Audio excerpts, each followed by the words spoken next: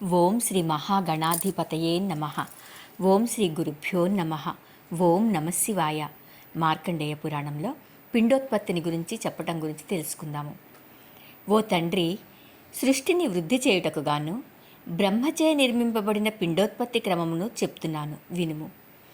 స్త్రీ పురుష సంయోగము వలన స్త్రీ గర్భంబున జీవుడు ప్రవేశించి బీజద్వయ రూపంబున మొదట నీరుగాను, కొంతకాలమునకు నీటి బుగ్గవలెను, మరికొంతకాలమునకు మాంసఖండముగాను ఉండి విత్తనము వేసిన కొంతకాలమునకు మొలక ఎత్తు విధాన క్రమక్రమంగా అవయవ నిర్మాణములు ఏర్పడును. కొన్ని దినములకు చర్మము వెంట్రుకలు పుట్టును. ఆ పిండభాగము తల్లి తినెడు ఆహారాదులను ఆహారం వలన జఠరాగ్ని చేతను గట్టిపడి నాభి హృదయ కుహరములందు వ్యాపించి ఉండును. ఆప్యాయనమను పేరుగల వాయువు చేత తల్లి భుజించడి పదార్థ విశేషణముల చేత పోషింపబడుచుంటుంది. ఈ విధంగా దినదిన క్రమముగా వృద్ధి పొంది తాను చేసిన పూర్వకర్మలను తలచుకొనుచు, నేను చేసిన పాపకర్మల చేతను కదా ఈ నరకము పొందుచున్నాను, ఈ గర్భ నరకము వదిలి భూమి యందు పడితేనేని పాపములను చేయక భగవంతుని కూర్చి తపము చేసి మోక్షమునకు పోదును అని చింతిస్తూ 9వ మాసము వెళ్ళి 10వ మాసము వచ్చిన 17 దినములకు భూమి యందు పుట్టి, అయ్యో తిరిగి సంసారము అనేడు చక్రంబున పడితిని కదా అని మూర్ఛను పొందుతును. ఆ మూర్ఛయందు విష్ణుమాయ ఆవహించును. అందువలన జ్ఞానము నశించి అజ్ఞానమును పొంది ఏడ్చుటకు ఆరంభము చేయును. అటు పిమ్మట తల్లిదండ్రులచే వృద్ధి పొంది పూర్వజన్మ కర్మములను బట్టి తీరుగా పుణ్యపాపములను చేయుచు కొంతకాలమునకు మృతిని పొంది ఘటకాయంత్రము వలె సంసార చక్రంబులో పడి తిరుగుచుండును. కావున నేను సంసారమునకు గృహస్థాశ్రమమును స్వీకరించడని చెబుతిని అనెను. ఆ మాటలు శివశర్మ విని వెంకటశర్మను చూసి, పుత్రరత్నమా, నీవు ఎన్నడైనా నరకబాధలను పొందితివా అని అడిగాడు. మిథిలరాజు యమభటుల సంవాదం గురించి తెలుసుకుందాం. తండ్రిని చూసి కుమారుడైన వెంకటశర్మ ఇలా చెప్తున్నాడు. ఓ తండ్రి, నేను ఈ జన్మమునకు ముందు 7వ జన్మమున ఒక కోమటి కులమున పుట్టితిని. అచ్చట పుట్టి ఆవులను పెంచి వాటి పాలతో వర్తకం చేయుటకు ప్రారంభం చేసి తిని. పాల కొరకు ఆవులను కొడుతూ సరిగా ఆహారాదులను పెట్టక బాధించుతున్నాను. ఆ పాపము చేత కొంతకాలమునకు మృతిని పొంది నరకమునకు పోయి తిని. ఆ నరకమునందు ఆవులచే పొడవపడుచు తన్నపడుచు నాకుట చేత చర్మము పోయి రక్తము కారుట చేత బాధలను పొందుచు 100 సంవత్సరములు బాధలను అనుభవించితిని. ఈ విధముగా పాపములను అనుభవించుచుండగా ఒక దివ్య పురుషుడు యమభటులచే నరకమునకు తీసుకుని రాబడెను. ఆ దివ్య పురుషుడు ఈ నరకములను చూసి, యమభటులారా, నేను ఏ పాపమును చేయుట చేత ఈ భయంకరమగు నరకములకు తీసుకుని రాబడితిని? నేను పండితుడను, మిథిలా చక్రవర్తి కుటుంబంలోని వాడను. నా పేరు విష్ణువర్మ అంటారు.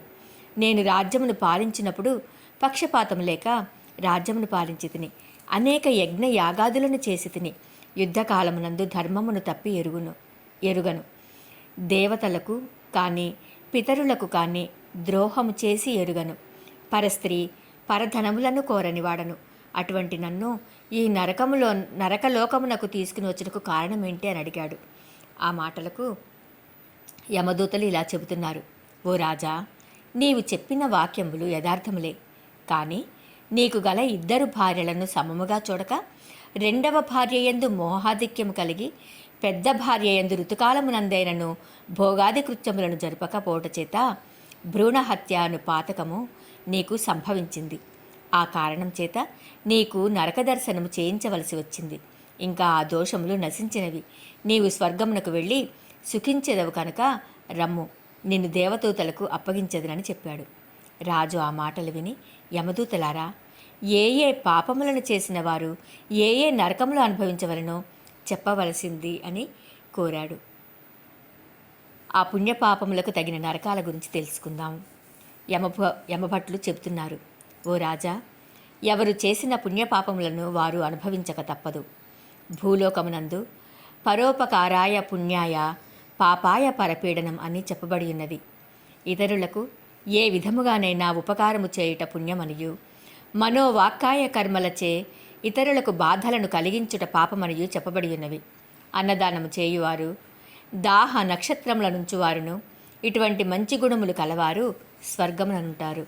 స్వల్ప పాపములను చేయువారు బ్రతికియుండగానే శిరోభారము, జ్వరరోగము మొదలగు స్వల్ప బాధలను అనుభవిస్తారు. పూర్వజన్మ కృతం పాపం వ్యాధి రూపేణ బాధితం తశాంతిరౌషధైర్ధానైర్జన హోర్చనాదిభిః అని చెప్పబడి ఉన్నది. మంచి బుద్ధి కలవారు అది తెలుసుకుని పూర్వకర్మ నశించుటకు శాంతులను చేసుకుని సుఖించెదరు. భూలోకమున ఉండువారు చేయు పుణ్యము కానీ పాపము కానీ అధికమైనప్పుడు ఆ ఫలమును కొంతవరకు ఆ భూలోకమునందే అనుభవించి మిగిలిన దానిని ఈ నరకమున అనుభవిస్తారు. త్రిభిర్వర్షై త్రిభిర్మాసై త్రిభిర్వక్షై త్రిభిర్ధినై అచ్యుత్కుటై పుణ్యపాపై రిహైవ ఫలమున్యతే అని చెప్పబడి ఉన్నది.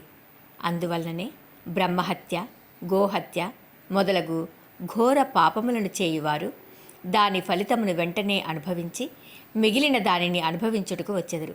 ఎందువల్ల అనగా ఈ పాపము వలన ఈ బాధ అనుభవించుచున్నాడని అందరికీ తెలియుటకుగాను యమధర్మరాజు రోగ సంగములకు ఆజ్ఞాపించియున్నాడు. వేదములను, గురువులను, తల్లిదండ్రులను, యాత్రాపరులను నిందించువాడు ఇనప ముక్కలు గల పక్షులచే కళ్ళు పీకబడుచు బాధింపబడును. తల్లికి, కొడుకులకు, భార్యాభర్తలకు, స్నేహితులకు, ఇరుగు పొరుగు వారికి కలహములు పెట్టువారు అసిపత్ర నరకమునందు బాధలు పడుచు రంపములచే కోయపడుచుండును. పరిమళ వస్తువులను దొంగిలించువాడు చుంచు, రోకటిబండ, నల్లి మొదలగు జన్మములెత్తును.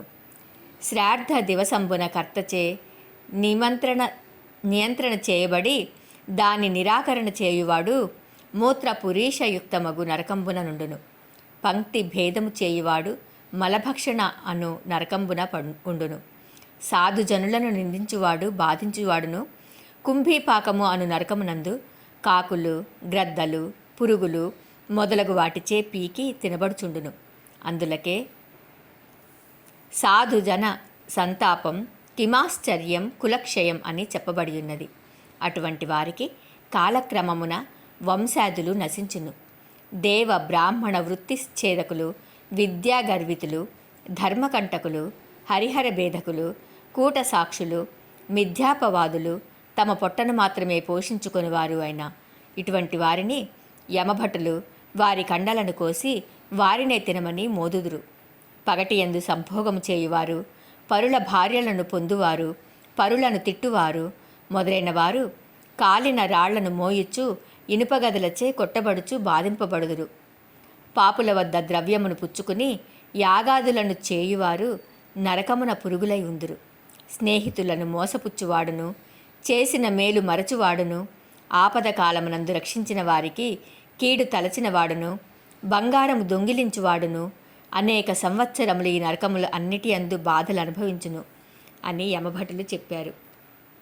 ఆ మాటలు విని రాజు ఇట్లా అన్నాడు: ఓ యమకింకరులారా, ఈ నరకమును అనుభవించిన పిమ్మట వారు ఏ ఏ జన్మములనెత్తుదురో చెప్పవలసిందని ప్రశ్నించాడు. అందులోకి యమకింకరుడు: ఓ రాజా, దుర్మార్గుల వద్ద ధనమును పుచ్చుకున్నవారు, ఇతరులకు అపకారము చేసిన వారును, తల్లిదండ్రులకు అపకారము చేయ తలచినవాడును గాడిదయ్యి పుట్టును. అన్న భార్య, గురు భార్య మొదలగు స్త్రీలను పొందువాడు పావుర పిట్టయ్యి పుట్టును. పరుల భార్యను కొట్టువాడు తాబేలై పుట్టును. ఇతరులను అవమానము పరచువాడు కోతి అయి పుట్టును. ఇతరుల సిరి సంపదలను చూచి ఓర్వలేనివాడు పిచ్చుక, గోరువంకలై పుడతారు. ఇతరుల ద్రోహం చేసినవాడు కుక్క అయి పుట్టును. స్త్రీల వద్ద ద్రవ్యము అపహరించువాడు తోడేలై పుట్టును. వివాహములను చెడగొట్టువాడు పేడ పురుగులై పుడతారు. తినెడు ద్రవ్యములను దొంగిలించువాడు కాకి అయి పుడతాడు. అన్నము దొంగిలించువాడు ఎలుక, పందికొక్కు, మానుబిల్లులై పుడతారు. మాంసము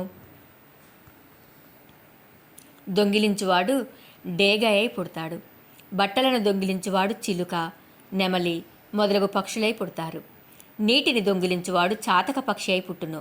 భూమిని అపహరించిన వాడు లతగుల్మాదులై పుట్టి చీడ పురుగులచే బాధపడుచుండును అని చెప్పి, ఓ రాజా, వారు వారు చేయు పుణ్యపాపములను బట్టి భూమి యందు పుట్టి పుణ్యాత్ములు సుఖములను, పాపాత్ములు దుఃఖములను అనుభవించుచుందురు. సుఖానంతరం దుఃఖం, దుఃఖానంతరం సుఖం, చక్రవత్ పరివర్తంతే దుఃఖానిచ సుఖానిచ అని చెప్పబడి ఉన్నట్లు సుఖదుఖములు అనుభవించుచుంటారు. నీవు పుణ్యాత్ముడవు గనక నరకమునందు ఆలస్యముగా ఉండరాదు. నీవు నరకములను ఇక చూడతగదు. త్వరితముగా రమ్ము అని తొందర చేయుచున్నారు. ఆ మాటలను నరకమునందున్న పాపులు విని, ఓ రాజా, నీవు క్షణకాలము ఇచ్చట నుండుము. నీవు వచ్చిన మొదలు మాకు బాధలు కనబడుటలేదు. నీ మీద నుండి వచ్చేడు గాలి వలన మాకు సుఖంబుగా ఉన్నదని ప్రార్థించుచున్నారు. పాపులు చెప్పిన మాటలు రాజు విని, ఓ కింకరోత్తములారా, నా శరీరము నుండి వచ్చు గాలి పరిమళించుటకు కారణమేమి? నేను ఏ పుణ్యము చేయటం వలన పరిమళము ఇచ్చుచున్నదో చెప్పవలసిందే అని అడిగాడు. ఇక యమభటులు ఏం చెప్తారో రేపటి రోజున తెలుసుకుందాము. ఓం నమః శివాయ.